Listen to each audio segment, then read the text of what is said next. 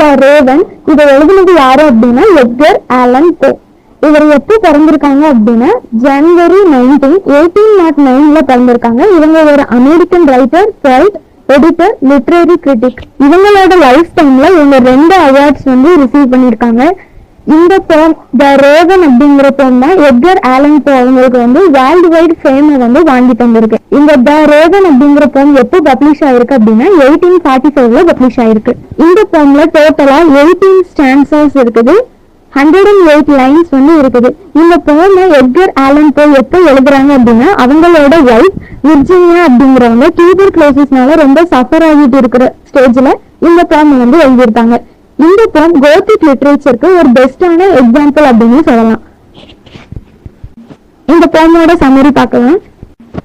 இந்த போம் யாரை சென்டர் பண்ணி இருக்குது அப்படின்னா ஒரு அன்நேம்டு நரேட்டரோட ஜேர்னியை சென்டர் பண்ற மாதிரி தான் இருக்கு. அந்த அன்நேம்டு நரேட்டர் அவங்களோட லவ்வான லெனோர் அப்படிங்கிற ஒரு லேடியை வந்து மிஸ் பண்ணிட்டாங்க. அதாவது அந்த லேடி வந்து இவங்களை விட்டு இறந்து போயிட்டாங்க.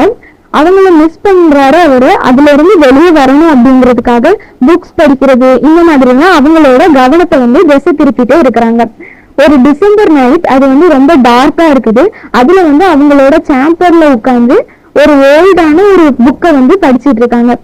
அவங்களோட லேடி லவ் லெனோரை வந்து ரொம்ப மிஸ் பண்ணிட்டே இருக்காங்க. அந்த கவனத்தை திசை திருப்புறதுக்காக அந்த புக்கை ரீட் பண்ணிட்டு இருக்காங்க. கொஞ்ச நேரத்துல அப்படியே தூங்கிடுறாங்க. லெனோரை மறக்கிறதுக்காக தான் அவங்க வந்து புக் எல்லாம் ரீட் பண்ற அந்த ஹேபிட்டை வந்து ஸ்டார்ட் பண்றாங்க. ஆனா புக் ரீட் பண்ணிட்டு இருக்கும் போது தூங்கிடுறாங்க இல்லையா. திடீர்னு என்ன ஆகுது அப்படின்னா அவங்க அசந்து தூங்கிட்டு இருக்கும் போது யாரோ கதவு தட்டுற சவுண்ட் வந்து அவங்களுக்கு கேக்குது. அவங்க எந்திரிச்சிட்டு நம்மளதான் யாரோ பார்க்க வந்திருக்காங்க போல அப்படின்னு சொல்லிட்டு நினைச்சிட்டு இப்ப கதவை திறக்கிறதுக்கு முன்னாடி சாரி ரொம்ப வெயிட் பண்ணிட்டேன் இந்தா வரேன் அந்த மாதிரி சொல்லிட்டு கதவை வந்து ஓபன் பண்றாங்க. ஓபன் பண்ணி பார்த்தா வெளியே யாருமே இல்லை. வெளியே யாருமே இல்லாததுனால இவங்களுக்கு ஒரு மாதிரி ஆகிறது. ரொம்ப வெளியே டார்க்கா இருக்குது. ஏன்னா அது வந்து டிசம்பர் நைட் டைம் தானே, டார்க்கா இருக்குது. டார்க்கா இருந்த உடனே அந்த டார்க் நைட்ல இவங்க என்ன பண்றாங்க அப்படின்னா லெனோர் அப்படின்னு சொல்லிட்டு கூப்பிடுறாங்க. அப்படி கூப்பிட்ட உடனே எக்கோ வந்து திருப்பி அந்த லெனோர் அப்படிங்கிற பேடை வந்து ப்ரொனவுன்ஸ் பண்ற மாதிரி இவங்களுக்கு தெரியுது. இவங்க யாருமே இல்லைன்னு டோரை வந்து லாக் பண்ணிட்டு திருப்பி உள்ள வந்துடுறாங்க. மறுபடியும் அப்படி டோரை லாக் பண்ற சவுண்ட் வந்து இவங்களுக்கு கேட்டுட்டே இருக்குது. இப்போ எந்த சைட்ல இருந்து சவுண்ட் வருது அப்படின்னா விண்டோ பக்கத்துல இருந்து சவுண்ட் வருது. விண்டோல யாரு நாக் பண்றா, ஒருவேளை காத்தடிக்கிறதுனால அப்படி சவுண்ட் கேட்குது போல அப்படின்னு சொல்லிட்டு அவங்க விட்டுறாங்க. ஆனா அது கண்டினியூ ஆயிட்டே இருக்குது, சவுண்ட் வந்துட்டே இருக்குது. யாரு விண்டோ சைடு இருந்து கதவை தட்டுற மாதிரி சவுண்ட் நமக்கு கேட்குது அப்படின்னு சொல்லிட்டு இவங்க வந்து என்ன பண்றாங்க அப்படின்னா விண்டோவை வந்து ஓபன் பண்றாங்க. விண்டோவை ஓபன் பண்ணும்போது ஒரு ரேவன், அதாவது ஒரு காகம் வந்து வீட்டுக்குள்ள பறந்து வந்துருது. அதை பார்த்த உடனே இந்த நரேட்டர் வந்து ஷாக் ஆயிடுறாங்க.